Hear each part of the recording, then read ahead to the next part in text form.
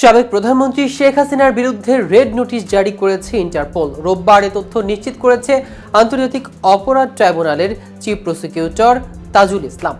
তবে কি অবশেষে দেশে ফেরানো হচ্ছে হাসিনাকে? এ ব্যাপারে কি বলছে সংশ্লিষ্ট কর্মকর্তারা?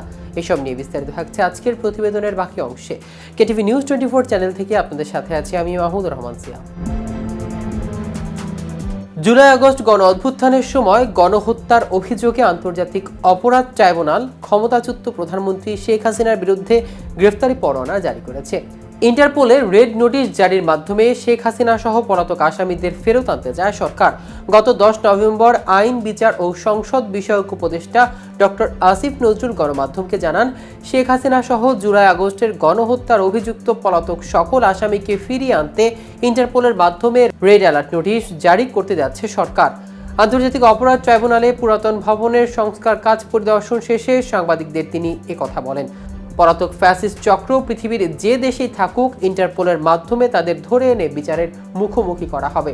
শেখ হাসিনার বিরুদ্ধে রেড অ্যালার্ট নোটিশ জারি করতে গত 10 নভেম্বর ইন্টারপোলকে চিঠি দেওয়া হয়েছে বলে জানিয়েছেন tribunal chief prosecutor Tajul Islam.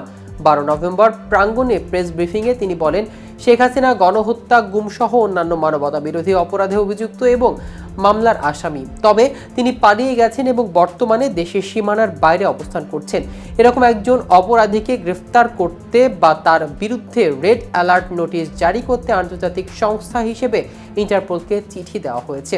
তিনি আরও জানিয়েছেন, চিঠিতে শেখ হাসিনাকে গ্রেফতার করতে প্রয়োজনীয় পদক্ষেপ নিতে আহ্বান জানানোর পাশাপাশি ইন্টারপোলকে গ্রেফতারের 24 ঘন্টার মধ্যে তাকে ট্রাইব্যুনালে উপস্থিত করার বাধ্যবাধকতার কথা জানানো হয়েছে। বৈষম্য বিরোধী ছাত্র জনতার গণ অভ্যুত্থানের মুখে গত 5 আগস্ট দেশ ছেড়ে ভারতে আশ্রয় নেন সাবেক প্রধানমন্ত্রী শেখ হাসিনা। এরপর থেকে তিনি সেখানে অবস্থান করছেন বলে জানিয়েছেন ভারতীয় কর্তৃপক্ষ। এদিকে যুক্তরাষ্ট্রের নিউ ইয়র্ক ও যুক্তরাজ্যের লন্ডন অর্থ পাচারের অভিযোগে সাবেক প্রধানমন্ত্রী শেখ হাসিনা ও তার ছেলে সজীব ওয়াজেদ জয়ের বিরুদ্ধে অনুসন্ধানের সিদ্ধান্ত নিয়েছে দুর্নীতি দমন কমিশন। রোববার দুদক সূত্রে এ তথ্য জানা গেছে।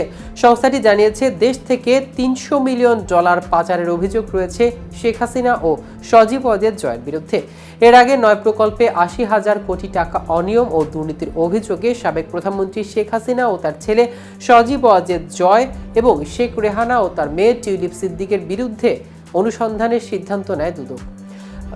17 ডিসেম্বর থেকে তাদের বিরুদ্ধে অনুসন্ধান শুরু হয়। অন্যদিকে পিলখানা হত্যাকাণ্ডে সাবেক প্রধানমন্ত্রী শেখ হাসিনা ও সাবেক সেনা প্রধান মঈন ইউ আহমেদ সহ 58 জনকে আসামি করে অভিযোগ দাখিল করা হয়েছে। বৃহস্পতিবার পিলখানা হত্যাকাণ্ডের শিকার সেনা কর্মকর্তাদের পরিবারের সদস্যরা আন্তর্জাতিক অপরাধ ট্রাইব্যুনালে অভিযোগ দায়ের করেন। এই অভিযোগে সাবেক প্রধানমন্ত্রী শেখ হাসিনা ও সাবেক সেনা প্রধান মঈন ইউ আহমেদ সহ অর্ধশতাধিক ব্যক্তিকে আসামি করা হয়েছে। দর্শক, আজ এ পর্যন্তই। সারা দেশের নিত্য নতুন সকল আপডেট পেতে কেটিভি নিউজ 24 এর সাথে থাকুন। ধন্যবাদ সবাইকে।